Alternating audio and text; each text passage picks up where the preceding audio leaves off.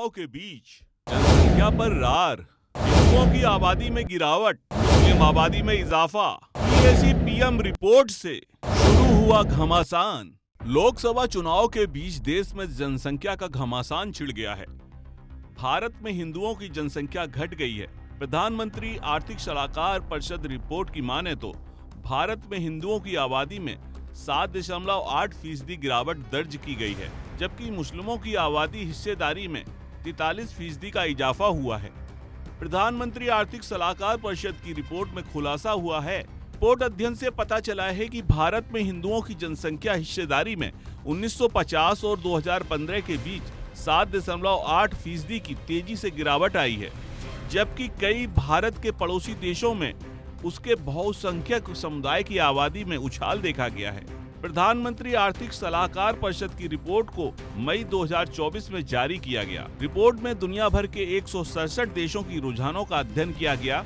Report के मुताबिक एक ओर जहां भारत में बहुसंख्यक हिंदुओं की आबादी हिस्सेदारी कम हुई है, वहीं दूसरी ओर मुस्लिम, ईसाई, बौद्ध और सिखों सहित अन्य अल्पसंख्यकों की जनसंख्या हिस्सेदारी बढ़ी है। हालांकि जैन और पारसियों की संख्या में कमी आई है। साल 1950 और 2015 के बीच की अवधि में भारत में मुस्लिम आबादी में 43.15% की वृद्धि हुई है, जबकि ईसाइयों में 5.38%, सिखों में 6.58% और बौद्धों में मामूली इजाफा देखा गया है। प्रधानमंत्री आर्थिक सलाहकार परिषद ने 1950 और 2015 के बीच यानी 65 साल की जनसंख्या में हुए बदलाव पर अध्ययन किया है। EAC-PM यानी प्रधानमंत्री आर्थिक सलाहकार परिषद की रिपोर्ट की माने तो भारत की जनसंख्या में हिंदुओं की हिस्सेदारी 1950 में 84% से घटकर 2015 में 78% हो गई, जबकि इसी अवधि में यानी 65 साल में मुसलमानों की हिस्सेदारी 9.84% से बढ़कर 14.09% हो गई।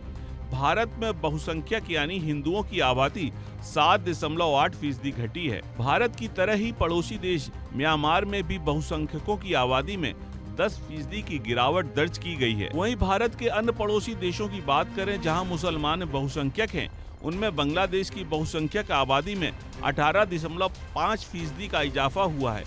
ठीक इसी तरह पाकिस्तान में 3.75% और अफगानिस्तान में 0.29% बहुसंख्यक आबादी मुस्लिमों में इजाफा हुआ है। इसके अलावा मालदीव में उसकी बहुसंख्यक आबादी शून्य में 1.47% की गिरावट दर्ज की गई है। भारत के दो और पड़ोसी देश भूटान और श्रीलंका में बहुसंख्यक आबादी में इजाफा हुआ है। भूटान में 17.6% तो श्रीलंका में 5.25% बहुसंख्यक आबादी बढ़ी है। आपको बता दें कि श्रीलंका और भूटान में बौद्ध धर्म के लोग बहुसंख्यक हैं। नेपाल का भी कुछ ऐसा ही हाल है, जहां उसकी बहुसंख्यक हिंदू आबादी में 3.6% की गिरावट दर्ज की गई है। चुनावी मौसम में बीजेपी, कांग्रेस समेत सभी राजनीतिक दलों को बैठे बैठाए एक और मुद्दा मिल गया है। देखना होगा कि सियासत की जंग में आबादी के इस मुद्दे पर किसको कितना फायदा मिलता है।